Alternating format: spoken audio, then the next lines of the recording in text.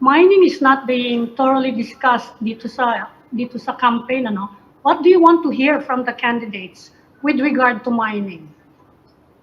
Well, from what I could gather from them, I did watch their the KBP event this morning, but because I was in media. But from what I could read from media, most of them, all of them, are showing a sort of a liberal view of mining, no? So that's good news. And if that follows through in terms of actual policy and the view of the new government towards mining, I think it would be a great development for the industry. And I do hope that happens. Whether that will eventuate on June 30th onwards, I don't know. Something happens always. Yes, exactly. Well, something happens. Well, the persistent criticism is the environmental impact. And right now, yung issue ay yung mga problema sa Davao provinces ng certain mining companies, no? Polluting certain rivers. How do you address those concerns? Well, certainly better regulation of the mining companies, including small miners. No?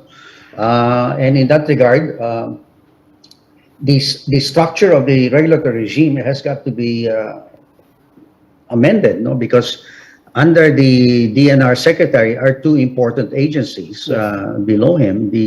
One is the Environmental Management Bureau, who's supposed to safeguard the environmental concerns, not only of mining, but of other businesses. Other businesses also impact the environment in some shape or form, but also the MGB, the Mines and Geosciences Bureau as well. So you've got under the secretary two agencies whose functions are, if you may, self-contradictory, right? I have to safeguard the environment and I have to promote mining. So in the States, the Environmental Protection Agency is separate from the mining regulator. So that there's still check and balance, but clearly one agency is in charge of promoting, in their case, mining, which is a very big industry in the States, and the other is to protect the environment. And we have to ensure that our regulator is also well-funded, better educated, and if the mining industry has to support that to fund the operations of a regulator, so be it. I think we should support that, because the more informed our regulators are, I think the better it is for the mining industry. Then better safeguards are enforced and adopted, no? And that should be welcomed by the industry as a whole. Sir, are you saying, sir, that we should spin off either the EMB or the MGB into a separate agency outside of the DENR? Having these two agencies under one roof may be contradictory? Yeah, because you're put in that very tough position, isn't it? And typically somebody in that position will have to be populist, di ba? Yeah. Kanya tayo nandito sa sitwasyon na ganito, di ba? And nobody picks up the cudgels for the business itself, the business of mining. Tapos, sir, in late December of last year, there was some movement dun sa mining industry kasi I understand the DNR lifted the ban on open pit mining that has been there since 2017. I'm wondering, moving forward, what do we foresee in the mining industry with the lifting of that ban, and what kind of movements are in the works? Alam mo, Ed, hindi ko alam kung talagang na-lift na ba talaga yun. Kasi pinag-uusapan nyo inside Philex Mining, and I'm the one that's been prodding the senior manager of Philex. Why don't we have a new project in Silangan, no? Gold and copper mine in northern Surigao del Norte. And una sabi nila, the first question is that in the wake of, ahead of us is a new government.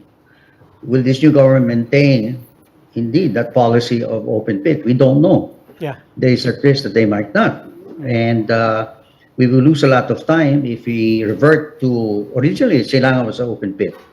If we revert to our old approach of open pit. We're far ahead of sub-level cave mining, underground mining for Silangan, which is least disturbing of the environment. For those two reasons, it will cost us some more to go back to open pit. So we've decided to proceed with underground mining for Silangan. No? So hindi namin alam even now we don't know whether that will actually get approved if we were to make an application. So wag na lang because we don't want that headache of, di ba, of uncertainty ahead of us. Di ba? So let's talk about the other side of that, as you said, that other side of the reality. We've been talking largely about policymakers, the business sector, but also policymakers. We're talking about the policy level, but on the level of the public and public perception of mining.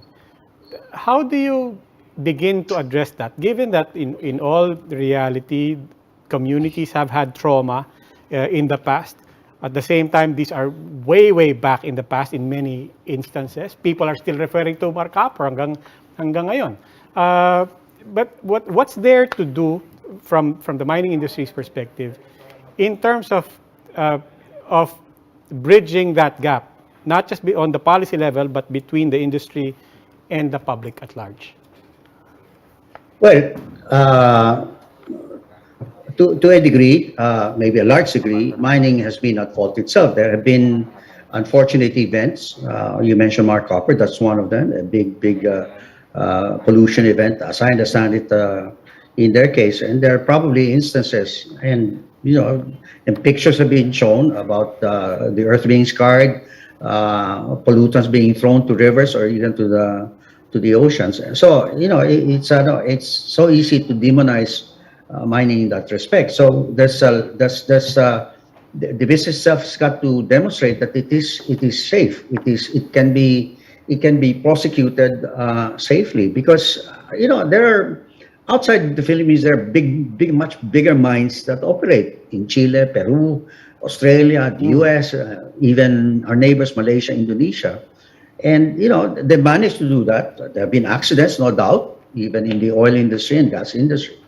But by and large, I think they've done reasonably well, diba? In terms of protecting their environment. So if these people can do it, and if we tell our people we cannot do it, Filipinos cannot do it, isn't that offensive to us? Well, If they can do it, there must have the proper safeguards, regulatory, and the proper practices in order to do that. Telcos arguably can be pollutants too, because our cell sites consume a lot of power, right?